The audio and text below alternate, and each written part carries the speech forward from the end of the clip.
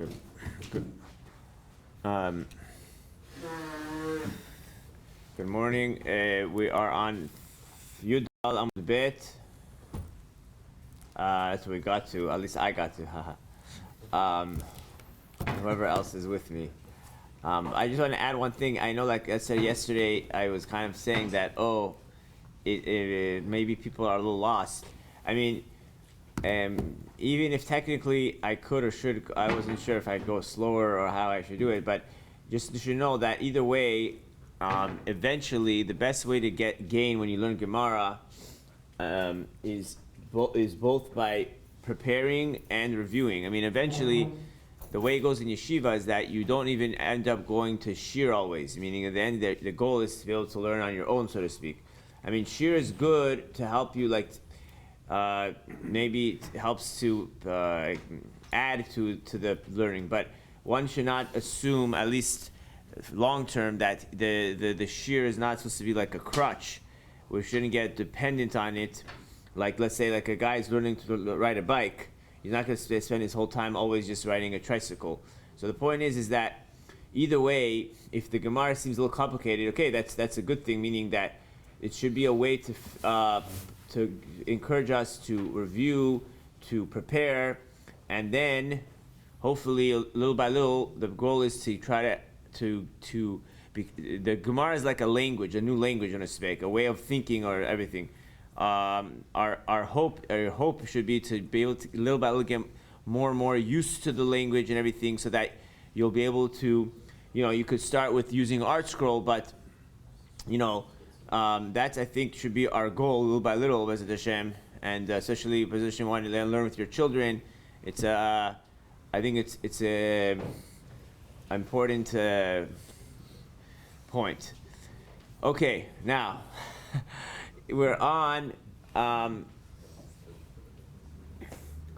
Itmar, which is and that's part of it is also to get familiar with the different kinds of like words, phrase, like different phrases. Itmar, it was stated, which is always introduces usually a machloket amoraim, and like an example, there's a difference between matkif, which is basically like 15, 20 lines from the bottom. The first words of the line is yatzai de havato. So itmar, it was havchan al sidehen. We discussed till now, just to review quickly, is that the Mishnah said there's a machloket between Rabbi Meir and Rabbi Yehuda if you can use boards. If you can use boards, wooden boards, for your schach. So Rabbi Meir said no, Rabbi Yehuda said yes. Now, the question is, what kind of boards are we talking about? So that was a machloket. According to Rav, the whole machloket is if it's 4 tefachim or bigger, it's a machloket, because do we say that we should not use it because you'll get mixed up and think that you could use your own house, right? And according to Shmuel, no, machloket is between 3 and 4, meaning above 4 for sure it's a problem, under 3 for sure it's okay, between 3 and 4 is the machloket. So now the question is, Itmar hafcha al tzidehen. Let's say you took a board, which let's say is 4 tefachim wide, and you put it on its edge. If you have like a picture, it's standing on its edge. So therefore, the part that's actually like on the sukkah is less than 4 tefachim. Let's say it's less than 3 tefachim, which we said everyone agrees if it's less than 3 tefachim, it's kosher, right? So when I look at my sukkah right now, I see boards less than 3 tefachim because I put it on its edge.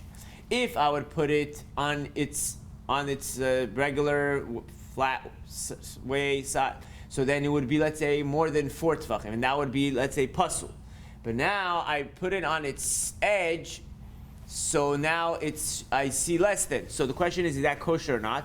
Rav Huna said it's still pasul. Why? Because I guess he holds, we're going to see why, that at the end of the day, if there's no difference, right? Rav Chisda, Rav Huna Amar Kasher, and Rav Chisda and Rav Huna, they say it's kosher. Now, let's see. Meaning we can understand definitely, if you want to think about it both ways, The one that says pasul is because that one, if the Chacham made it pasul, it's pasul. The one that says kosher is because at the end of the day, like it says here, is that from Rashi that the whole reason they said it's a problem is because you might mix it up with the house. Okay, so this you won't mix up with your house, right?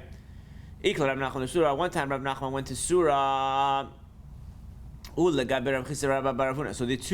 two opinions that said there was kosher went to his to visit Rav Nachman. They asked him, what's the halacha if this happens? They said, they asked Rav Nachman, and he told them it's pasul. So he held like the other opinion, Rav Huna.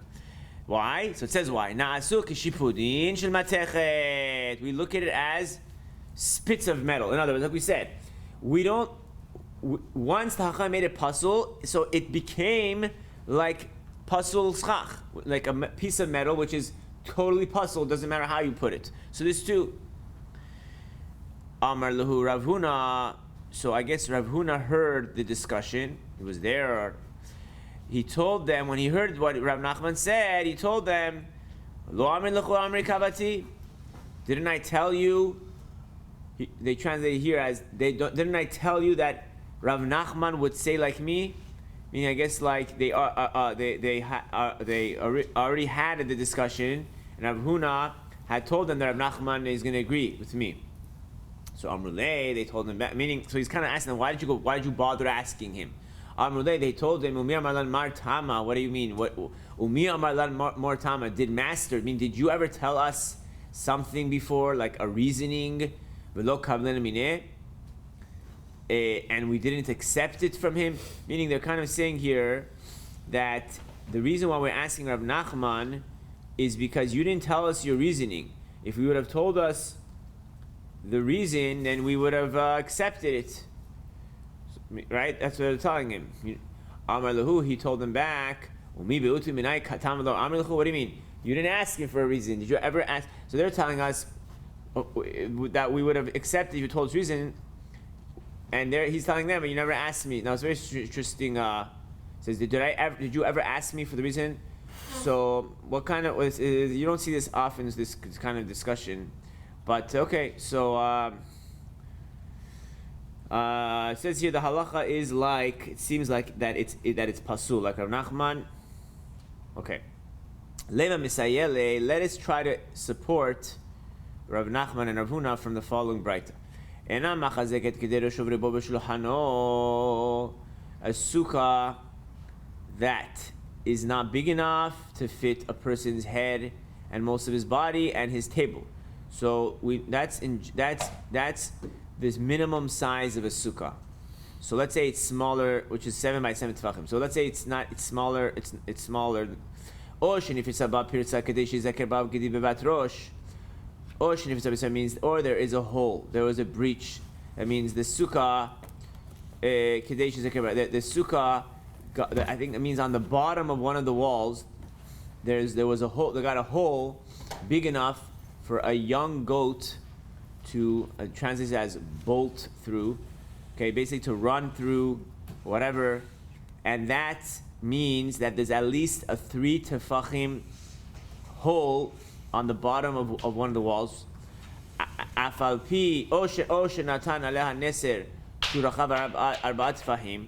Or you put a board that is at least 4 tefachim wide.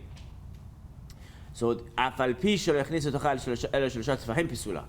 and the last case is saying that even if from the 4 tefachim board you only put 3 tefachim on the sukkah, pasul. So the Braita is saying in 3 cases that it's pasul. Either it's less than 7 by 7 tefachim, or there's a hole in the bottom, at least 3 tefachim wide in the wall, or you put a board that's 4 tefachim, even though you only put 3 out of the 4 tefachim on the sukkah. Now I have to see what that means. Hey chidami, what's that case? What does that mean? You only put 3 out of 4.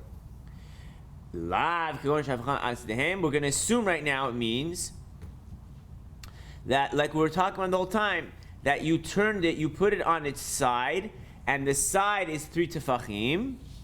So that's what the Braita is saying that it's pasul. So this seems to be a support to Rav Nachman, understand? It's telling you this seems to be the case. You're putting the board on its side, okay, and the board, and it's pasul. So the Gemara says, no, that's not the case. So that's not what the Braita means. Hachav ma'esklinan kigon da'anha apumadim talalta. The case is you put the board in the front of the sukkah. Da'ayil tilata legav u'va'apiq had levar. In other words, out of the 4 tefachim of the board, you only put three of the tefachim on in the sukkah, and one of the tefachim is sticking out of the sukkah, and therefore what? The havale pisal in the sukkah. We look at this as pisal, which means we look at it as sechach that is coming out of the sukkah. V'chol pisal sukkah nidon kasukkah. The rule is, this is I think a Gemara later on as well, yeah, that if you have sechach coming out of the sukkah, which means, let's say, I believe the case is that you have 3 walls, you have schach, one of the 3 walls, that means one of the side walls is longer than the other side, right? So like, it's like this, right? This is one wall, and this is the other wall, it's longer. And then the schach goes all the way to the end of the longer wall. So are you allowed to sit under the schach even if you're not technically surrounded by 3 walls, if you're in the part that's past the other wall? So you're only surrounded by 2 walls, kind of. The other one is finished. So the Gemara says there, yes, you are allowed and you yotze. Because at the end of the day, we look at the shorter wall as going. So the point is, what do we see from here? That when you have schach extending, even like past at least one of the walls, perhaps maybe even both walls, there's a way. I don't remember exactly. But the point is that we could see we look at it as it's like still part of the sukkah. So here too, says the Gemara, even though one of the 4 tefachim of the board is outside the sukkah, we view it as it's still part of the sukkah. So now that you have a board that's 4 tefachim wide, it's pasul. Meaning like, let's say, Rabbi Meir or maybe like Rabbi Yehuda. So the point is, the Gemara is saying that there's no proof for Rav Nachman. Meaning we're not talking about that the guy put the board on its side, like we originally thought. The board is flat. The chidush is, even though one of the tefachim is outside the sukkah, it's still pasul. That's the chidush. Okay. What? Why is it still pasul? Because we just said that even a part of the schach that goes past the sukkah is considered part of the sukkah. It's part of, we look at it as part of the schach. Just like when it's kosher schach, we allow you to sit under it sometimes, at least if one of the walls is with you. So it means that it's still part of the sukkah. So that means this part of the board is also still part of the sukkah. That's even though it's outside. We're learning it from that situation. And it's saying that the whole sukkah is pasul in this case because we're talking about a case where I guess it's a small sukkah and therefore you don't have the minimum amount of meaning, right? You don't have the minimum amount.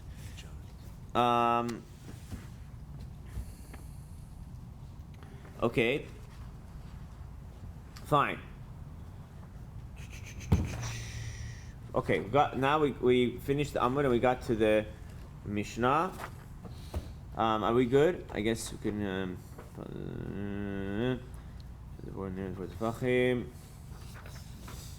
So the Gemara should be compatible. Okay. Fine. Mishnah, yeah. Tikra. She'en ala ma'aziva. Rabbi Yehuda Omer Bet Shammai Omrim Mefach V'Chavan Tolan V'Tam. This Mishnah is kind of a somewhat connection to the last Mishnah. It says if you have a roof, now we're like person's Tetvav Amud Aleph, top of the Amud. If a person wants to use his house as a sukkah. So obviously we said that you can't just, even if your house is, even if the roof is made of wooden boards, but we said that for sure it's pasul, because it has to be a sukkah, it's not a sukkah. So what do you do to convert your roof into a sukkah? Meaning, assuming we're talking about, like we're saying, your roof is made up of wooden boards, and it says that it does not have plaster. And that's because it says once the plaster has been added, then you can't make it kosher, because since the plaster itself is pasul. So yeah, okay. So it says it does not have plaster, but the case is that you already nailed the boards into the roof. So how do you make it kosher? Rabbi Yehuda says, Bet Shammai say, Mefakpek venotel ahat mibentaim. You have to do two things, it seems, according to Bet Shammai. Mefakpek means you have to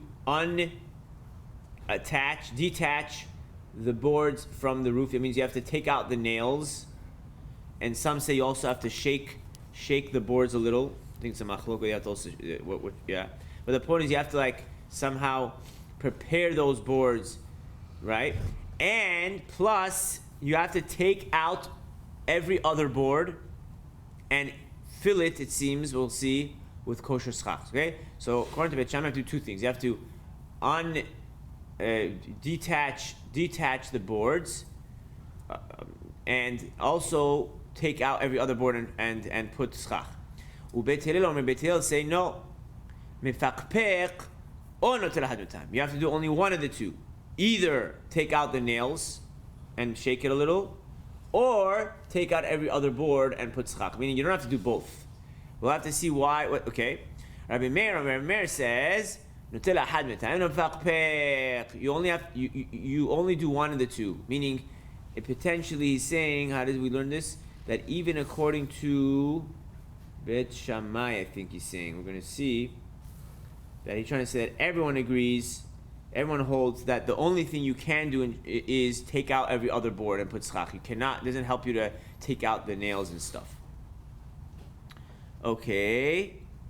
Let's see what's pshat in this Mishnah a little. Bishlama, you guys okay? Am I good? Yeah? Alright. Bishlama bet Hillel ta'amayu mishum ta'aseh velo min ha'asui. So, the question is, we're going to Bet Hillel right now. Bet Hillel said, according to, let's say, Rabbi Yehuda, you do one of the either one. So I understand why, because ta'aseh velo min ha'asui.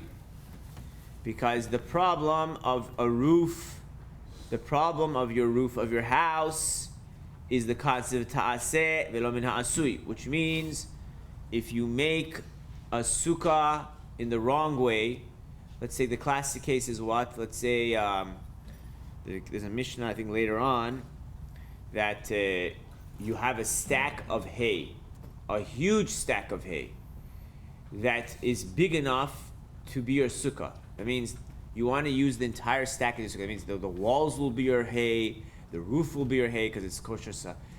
Are you allowed to dig out the walls of the sukkah? Meaning you're just going to create the empty space of the sukkah, and then you have your roof already there for you, because it was already there the whole time. You just took out the bottom.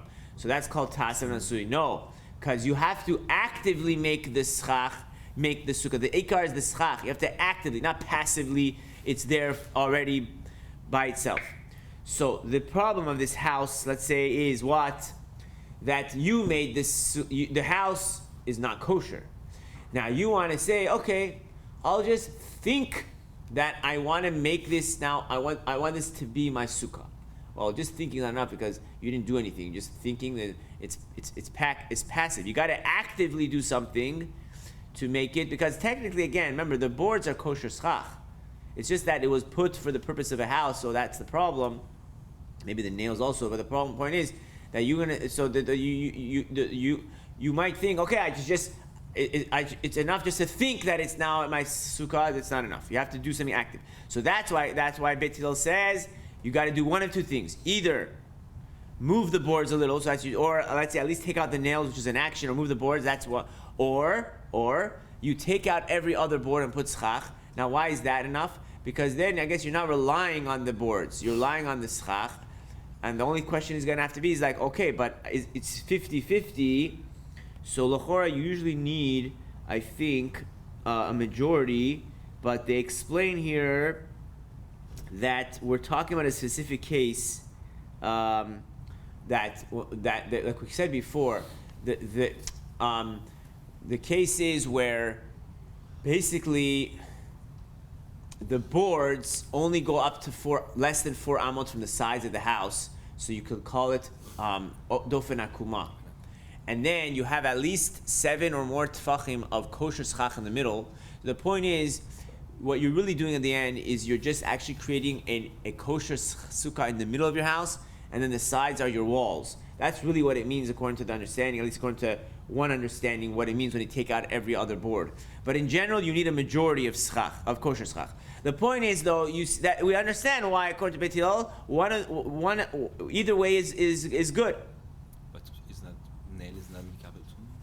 Yeah, so that's why you take out the nails. That's But he's saying no, you can either do either. Right. No, but that's the point. The point is that if you don't take out the nails, But then those are. so that's part of your wall. So you don't. So the Gemara says, "Ela bet Shammai." Right. One second. Once again. I mefachpech. The Gemara explains it. I'm going back. Once again. If you remove the nails, unless you did an action, or you take out every other board, also you did. What's the reason Bet Shammai? Why? According to understanding, Bet Shammai is saying you need to do both.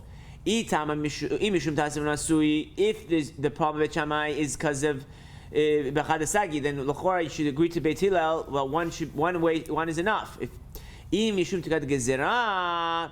a little bit slower? Oh, sorry.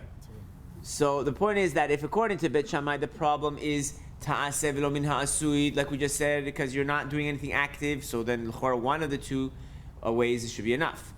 And if the problem of Bet Shammai is Gezerat Tikra, which explains here is that we're afraid, how do they explain this? We're afraid that, let me refresh my memory. We're afraid that you're going to mix it up with the house, right? Exactly, meaning you're afraid that you're, hold on, I'm trying to understand what it means here. If you take that tikra, then benotela has a time sagi. It should be enough just to take out every other board. Hold on. I forgot how to learn this Gemara over here. 1 second. Right. There are 2 potential problems with this roof. I see, right. The 2 potential problems is, one is that you didn't do it for this, you didn't make it L'Shem Sukkah. And the second, right. Oh, I just remembered, right. The second is that the boards, right. Meaning the boards themselves might be too big. Right, okay, I got it. The boards themselves, let's say, are 4 tefachim, right? They're 4 tefachim or bigger, and according to Bet Shammai here, that's puzzle to be used. That exactly. So the point is, right now, right? The point is that you're gonna say, it doesn't help you to take out the nails and move it because it's puzzle. It's too big, right? Meaning, assuming, let's say Bet Shammai, let's say, is going according to, let's say, Rabbi Meir or whatever, or even Rabbi Yehuda, and it's whatever the case is, the point is, so if you're going to tell me the reason why, Bet Shammai holds it's not enough to take out the nails and move it because it's puzzle, so then why do you need to do both? The question is, well, you never should have to do both. All you either need to do is just take out every other board, because that will remove that problem. Meaning, if it's puzzle, so fine, you take out every other board and you're good. And if the problem is that no, it's just the problem of ta'aseh v'lo min ha'asui, you didn't do anything active, so then still you don't have to do both. One of them is enough. So the question is, why would Beit Shammai say you need to do both? That's the question. It should be enough just to, like we said, remove every other, right? Right. Remove every. Okay. Le'olam. Really, mishum gezerat tikra. Really, Beit Shammai holds. The problem is that gezerat tikra basically means that we're dealing with boards that are too big, and therefore it's not kosher. It's not kosher, right? So then, this is what Beit Shammai means. Even if you remove the nails and shake the boards, you still have to take out every other board. So if you do that, good. If not, not. Understand what happened here? We're saying that we misunderstood Beit Shammai. Beit Shammai did not mean you have to do both. Beit Shammai meant that whether you remove the nails or don't remove the nails, meaning whether you shake the boards or not, it doesn't help. You have to take out every other board. Understand? The Gemara is saying that Beit Shammai holds that the boards are pasul. Why are they pasul? Because they're 4 tefachim or more, and either they hold like a mayor, etc. So therefore, Beit Shammai means that it doesn't help you to remove the nails, and it doesn't. You have to take out every other board, otherwise it's not kosher. That's what Beit Shammai means. Isn't the tikra means that it looks like a roof? Yes, exactly. That's why you have to remove each. No. The whole concept of tikra means, like we said, is that why do they make boards 4 tefachim or more pasul? Because you might mix it up with the roof of your house. Now, it's just referring. It's referring back to the previous Mishnah that the Mishnah said you're not allowed to use big boards because you might mix it up with the roof of your house. That's just how it's referring to it. Okay, I guess we'll have to stop here. Don't worry.